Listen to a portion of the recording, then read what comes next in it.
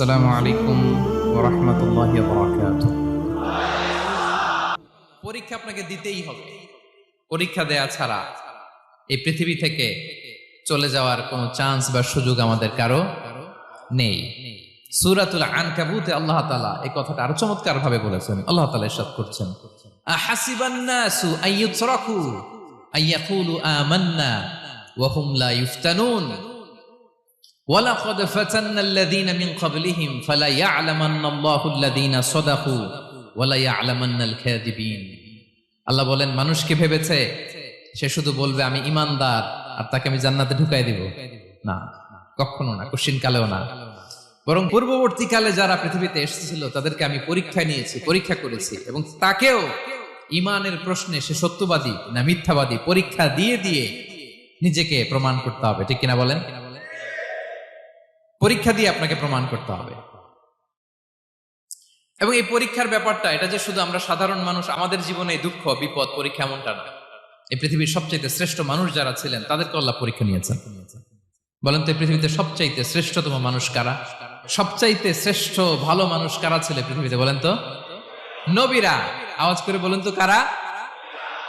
তো বলেন তো, নবীদের জীবনে পরীক্ষা ছিল কি ছিল না? হ্যাঁ ছিল। বেশি না কম?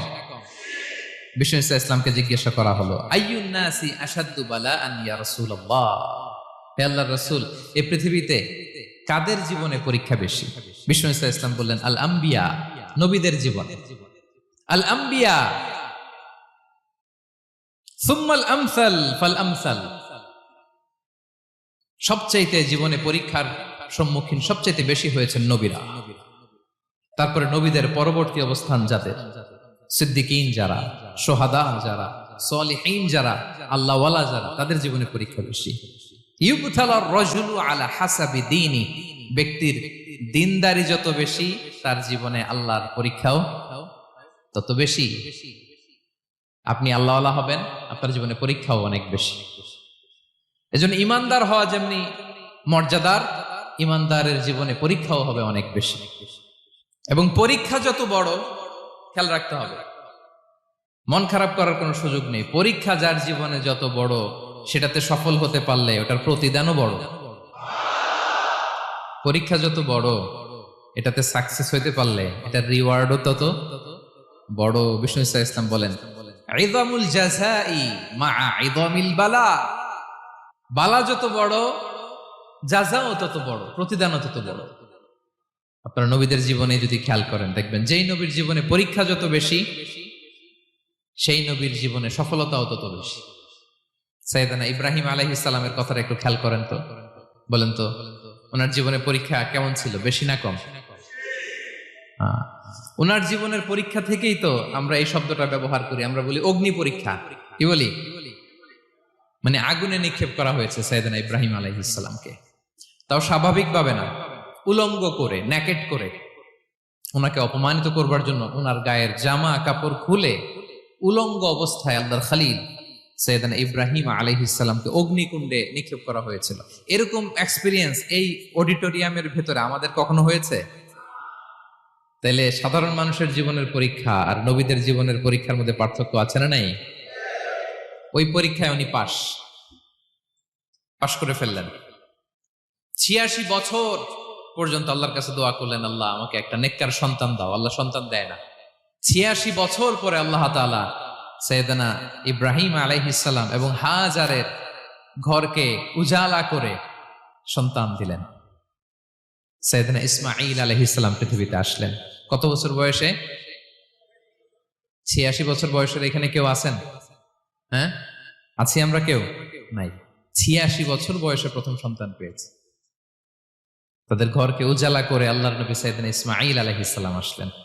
এবার আল্লাহ বললেন, যাও স্ত্রীকে আর এই কলিজার টুকরা সন্তানকে, থাকো তো প্যালেস্টাইনে, প্যালেস্টাইন থেকে ১৫০০ কিলোমিটার দূর, দ্য ব্যারেন ল্যান্ড, ওই মক্কার ধুধুমরু প্রান্তরে রেখে আসো, যেখানে কেউ নাই, মানুষ নাই, গাছ নাই, পাখি নাই, পানি নাই, যাও রেখে আসো। আচ্ছা বলেন তো, ৮৬ বছর পরে যে লোকটা সন্তান পেল, বুঝে শুনে উত্তর দিয়েন, ৮৬ বছর পরে যে লোকটাকে আল্লাহ তাআলা সন্তান দিল, তার হৃদয়ে ওই সন্তানের জন্য মায়া বেশি না কম?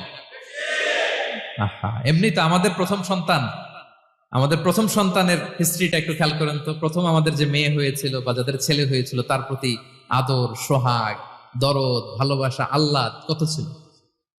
আর ৮৬ বছর বয়স আল্লাহ তাআলা ওনাকে সন্তান দিলেন, দিয়ে বললেন যাও হাজারকে আর ইসমাইলকে মক্কার ধুধুমরু প্রান্তরে রেখে আস।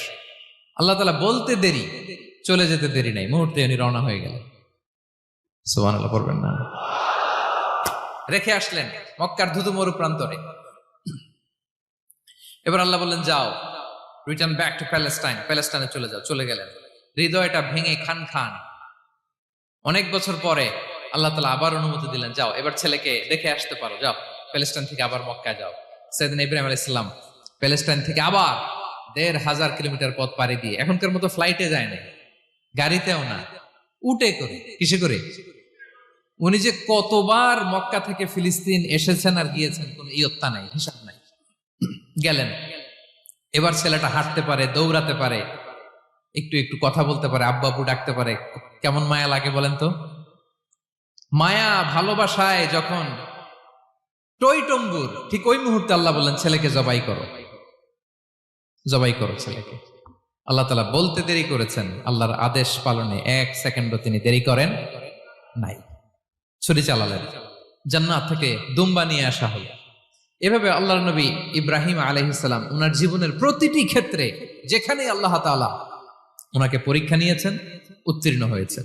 এবং দেখেন ওনাকে আল্লাহ তাআলা কি উপহার দিলেন। আল্লাহ তাআলা ওনাকে খলিলুল্লাহ উপাধি দিলেন, আল্লাহর বন্ধু। সুবহানাল্লাহ বলেন।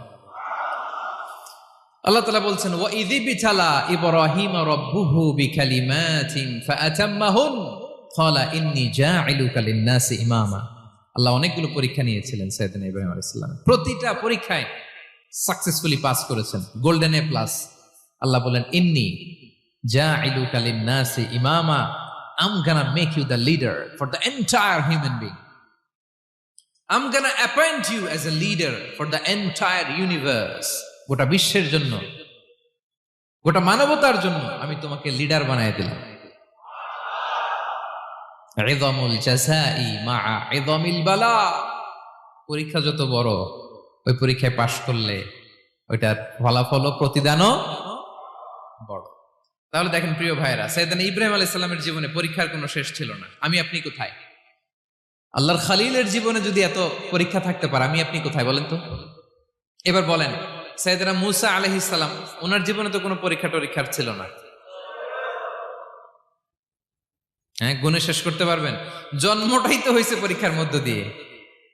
মিশরের ছেলে সন্তান হইলে ফেরাউন বলছে জবাই করো, ওনার মা এরকম সিন্ধুকে করে ভাসায় দিলেন নীল নদীতে। আল্লাহু আকবার! কি একটা রোমাঞ্চকর পরিস্থিতির মধ্য দিয়ে আল্লাহ তাআলা ওনাকে বাঁচালেন। সুবহানাল্লাহ। জন্মই হয়েছে পরীক্ষার মধ্যে দিয়ে। বড় হইলেন, ফেরাউনের ভয়ে দেশ ত্যাগ করলেন, মিশর থেকে মাদিয়ান। আবার আল্লাহর আদেশে যখন ফিরে আসলেন, আবার ফেরাউনের সাথে তর্ক বিতর্ক, যুদ্ধ। একটা রাত আল্লাহ নবী মূসা আলাইহিস সালাম শান্তি মতো মিশরে ঘুমাতে পারে নাই। একটা রাত।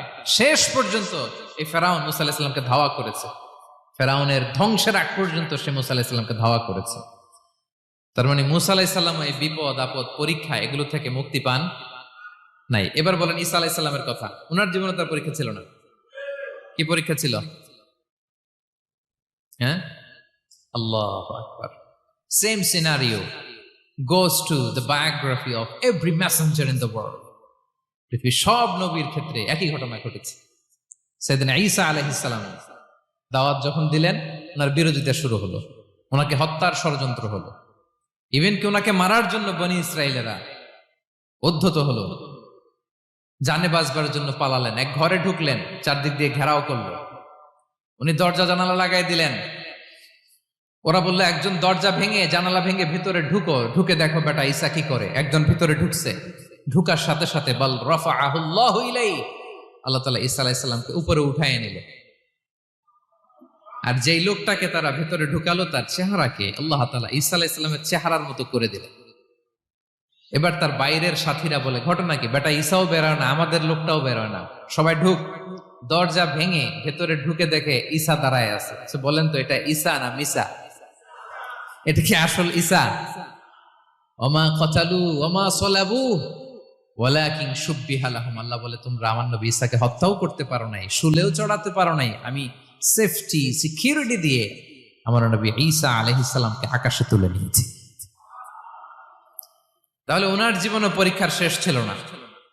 এবার যদি আমরা বিশ্বনবী সাল্লাল্লাহু আলাইহি ওয়াসাল্লামের জীবনের দিকে তাকাই, ওনার জীবনটা দেখেন তো, আমাদের পেয়ারা নবী বিশ্বনবী মুহাম্মদুর রাসূলুল্লাহ সাল্লাল্লাহু আলাইহি ওয়াসাল্লাম, ওনার জীবনে কি স্ট্রাগল ছিল? স্ট্রাগল। মাক্কি জীবনের কথা যদি একটু খেয়াল করেন, দেখেন তো 3 বছর শিয়াবে আবি তালেবে জেল কেটেছেন, না খেয়েছিলেন। ওনার বংশের লোকেরা প্রথমে ছাগল খেয়েছে, ছাগলগুলো যখন শেষ, ছাগলের চামড়াগুলো শুকিয়ে ওইটা খাইছে। গাছের পাতা ছাল এগুলো খেয়ে খাবারের অভাবে বেহুশ হয়ে পড়ে থাকতো তারা, না খেয়ে। না খেয়ে কয়দিন ছিলেন আপনি? আমি কয়দিন ছিলাম না খেয়ে? মনেই তো পড়ে না, না খেয়েছিলাম কিনা কোনোদিন। এ হচ্ছে মাক্কি জীবন। মেন্টালি প্রেসার দেয়া হয়েছে। বিশ্বনবীর চাচা আবুল আহাব, তার 2 ছেলে উতবা আর উতাইবা, এদের সাথে বিয়ে দিয়েছিলেন 2 মেয়ের। যখন দাওয়াত দেওয়া শুরু করলেন, 2 মেয়েকে ডিভোর্স দিয়ে দিল। দেখেন, একটা বাবার জন্য প্রাপ্তবয়স্কা মেয়েকে যখন উঠায় নেয়ার আগে ডিভোর্স দেয়, তার মানসিক অবস্থাটা কেমন থাকে বলেন? মেন্টালি প্রেসারাইজ করা হয়েছে, ফিজিক্যালি হ্যারাস করা হয়েছে। বিষ্ণু ইসলাম যখন নামাজে দাঁড়াতেন, উটের পচা নারী ভুড়ি বিষ্ণুনবীর কাঁধে চাপিয়ে দেওয়া হতো। আপনার জীবনে এরকম ঘটছে কখনো? আপনি নামাজ পড়তেছেন, উটের পচা নারী ভুড়ি আপনার কাঁধে চাপিয়ে দেওয়া হয়েছে? কয়দিন হয়েছে এরকম? কয়দিন হয়েছে? হ্যাঁ, তারপরে তো আলহামদুলিল্লাহ বেরোয় না মুখ দিয়ে। কেমন আছেন হুজুর কোয়েন না, বেশি একটা সুবিধার না, তাই না? বেশি একটা একটু মিলাবেন। কতটুকু পরীক্ষা আমরা দিয়েছি। তায়েফে গেলেন বিশ্বনবী, তায়েফে গেছিলেন জমির বায়না দিতে, তাই না? জমি কিনবে তায়েফে। তায়েফবাসীদেরকে জাহান্নামের আগুন থেকে বাঁচাতে গিয়েছিলেন, নিজের জন্য না। সেখানে তায়েফের ছেলেরা পাথর মেরেছে বিষ্ণু ইসলামের গায়ে। এত শুভ্র দেহ ছিল, চেহারা ছিল, বিষ্ণুবীর গা দিয়ে ঝরঝর করে রক্ত ঝরেছে। ফিজিক্যাল হ্যারাসমেন্টের শিকার হয়েছেন বিষ্ণু ইসলাম। যখন যেদিন বিষ্ণু ইসলামকে হত্যার ষড়যন্ত্র করা হলো, আল্লাহ তাআলার আদেশে তিনি মক্কা থেকে মদিনায় হিজরত করলেন। মদিনাতে যে একটা রাত, 7ম হিজরির আগ পর্যন্ত শান্তিতে ঘুমাতে পারেন নাই। 3 দিকে 3 ইহুদি বসতি, বনু কাইনুকা, বনু নদীর, বনু কুরাইজা।